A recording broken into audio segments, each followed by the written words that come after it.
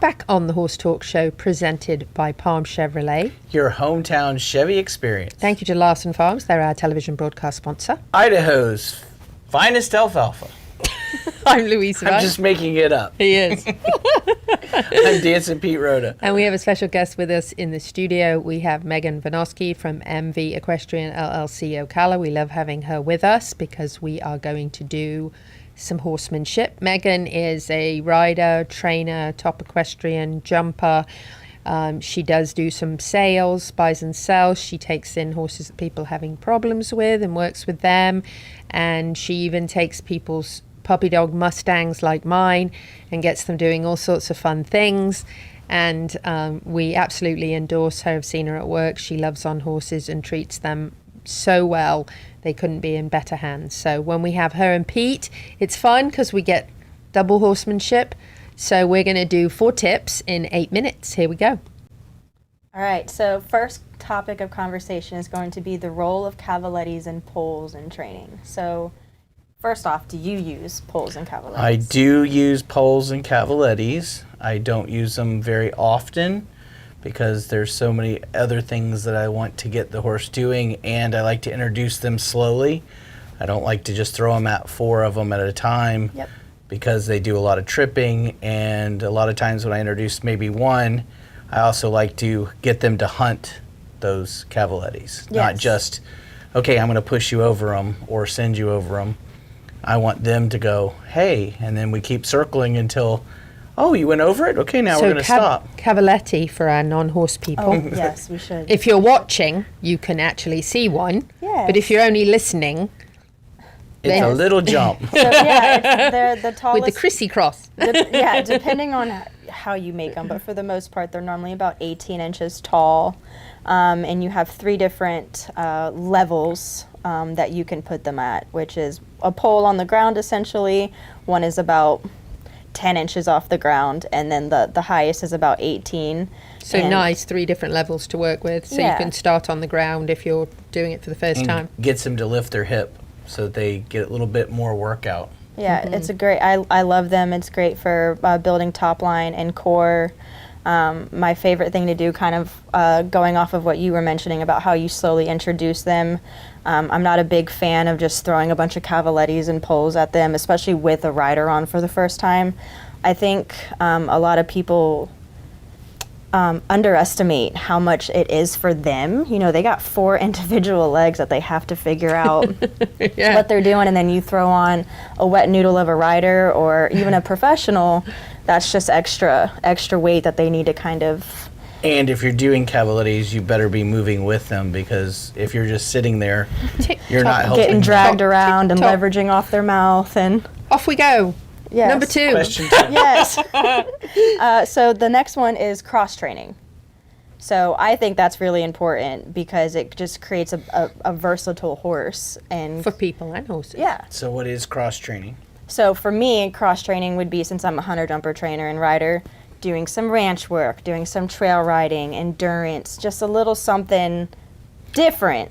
So doing something other than what you normally show at or trail ride all the time. Yeah. So you do something different. Yes. Okay. Yeah. That's for Yeah, the Try some yeah. obstacles. For people you to know. understand. Example, I went with Betsy from Larson Hay, my bestie Betsy. I went with her. She took 2 of her horses out to raft across in the season that they do the obstacles, and her horse, that actually neither one of the horses were big obstacle horses that Yeah. had done a lot of that. It was pretty new to both of them. Fox, her one horse was very young, the other horse was older but hadn't done a lot of obstacle work, so it was pretty new to both of them, but it was great. What a way to take 2 horses that don't normally do those things and Yeah. just do something completely different. Yeah, and his overall fitness for your horse will skyrocket when you do stuff And like I that. definitely agree that you should do other than what you normally do to make that variety. Yeah, and It's a to better build all-rounder up horse. build up different Dressage muscles riders, and I always tell my dressage riders, you know, that's great being inside that arena, Yeah. but then you got to do something else, because that horse is just going, okay, we do circles in the arena, what else can we do? yeah. And as a jumper, I think and people are just, oh, we got to jump over this. Yeah, but then between jump 2 and jump 3, you need to be able to do decent flat work, and you need to be able to communicate with your horse. So we need to Let's go back down to the basics. And I think cross training also for most people is groundwork and riding. And what a lot of people don't do that cross, they just do the riding part. Yes. Groundwork is just such an underrated tool and way to communicate and way to build the relationship. Tick-tock. So yes. Question All right. So our favorite, my favorite topic, I feel like, is a good one. Lunging. Do you like it? Lunging at people. Use it? So Yes. No. lunging, how most people traditionally talk about it, is sitting your horse in a circle. And I do help people lunge, but my lunging is very upper level, moving the shoulder, moving the hip, flexing the nose, getting them to half halt, slow them down, speed them up.